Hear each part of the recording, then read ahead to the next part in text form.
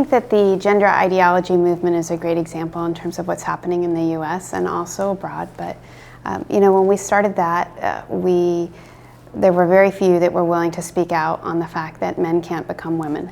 And there were 3 high school track girls that stood up and said, no, men can't become women, and these boys shouldn't be competing against us and taking 4 state championships and 15 titles.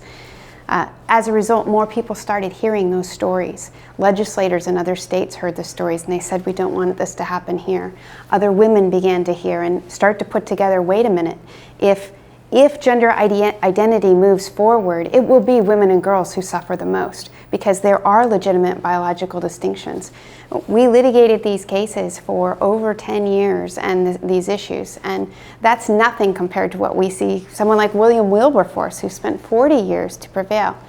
But the principle is true that courage begets courage. And so one more instance, we've had 15 victories at the US Supreme Court in the last 12 years.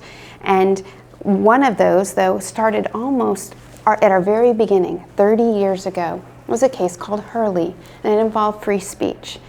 The most recent case we have won on free speech was 303 Creative on behalf of a Christian who said, I can't write custom websites that violate my convictions and express a view of marriage that I believe isn't true and is also harmful. Hurley was cited over 30 times in 303 Creative.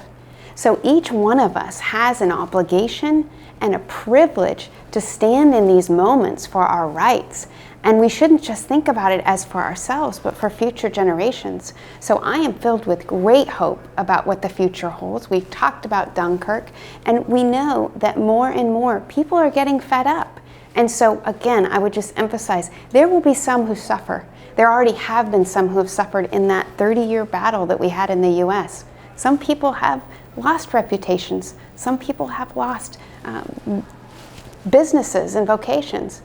But in the end, they won because we preserved this, we changed the law of a nation, and we continue to have the most robust free speech laws in the world.